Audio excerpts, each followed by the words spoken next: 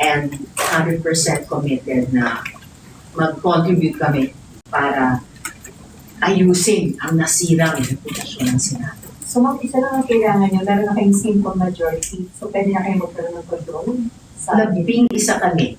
So, kung mathematics ng simple majority, 13 yun. Doon yung pagkamulan doon, Senator Bato, parang kung 12, kung ako ang nag-isa, pwede na daw yung simple majority. Makapagdebatihin yan.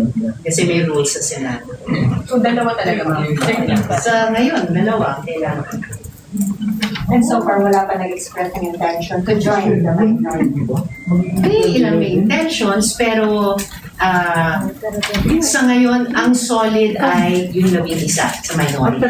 Wala pang solid na level of na bagong bilang.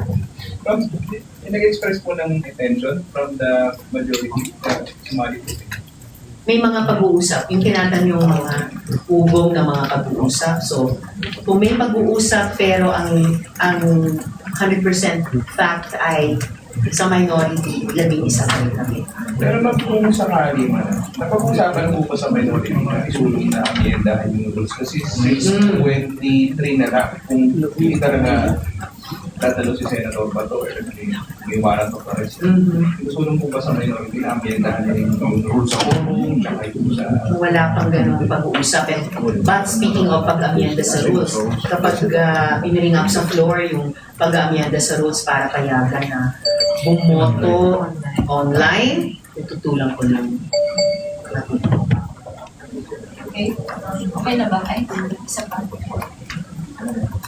Sorry. Doon sa, kasi may mga nagpa-schedule ng privilege speech mamaya regarding the incident 2 weeks ago. Do we expect some emotional outburst uli regarding this? Or kung mayroon man, paano ito makatutulong na pag-usapan yung seryosong nangyari 2 weeks ago? Kung may emotional outbursts man, wala namang problema basta idudugtong dun sa paano ito makakatulong. So ilalagay dun sa yung emosyon nating lahat bilang tao, dun sa konteksto na paano aasta at kikilos ang Senado para tugunan yung damdamin, yung kaisipan, yung pagdududa at yung pangangailangang matindi ng ating mga kababayan. So basta paabutin namin dun sa level na yon, then magiging kapakapakinaan. Okay, next. Ma'am, yung reso on Senator Bato to surrender, ano po ba yun? Sabi nyo nga, seek legal remedies po. So, kapag sumurrender si Senator Bato, hindi siya agad pwedeng ilipad ng dahig kahit ICC warrant po yung isa-serve sa kanya kasi he can seek legal remedies muna sa local courts. Tama po ba?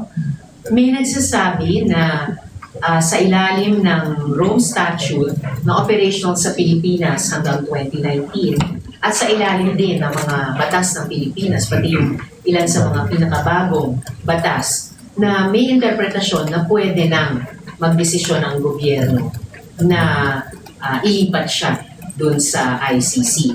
Pero dahil merong judiciary dito na minsan o 2 beses na niyang hiningian ng TRO, ibig sabihin may mga legal remedies pa dito sa Philippine Judiciary. So, meaning depende po sa gobyerno kung ibibigay siya agad pag sumurrender siya o nahuli siya sa dahig. Depende sa gobyerno at depende rin sa kanyang mga legal moves vis-a-vis yung Philippine courts. Thank you, ma'am. Ian? Isa lang ako. Ma'am, si General Abasca nakita namin last week. Kanina nakita rin namin siya sa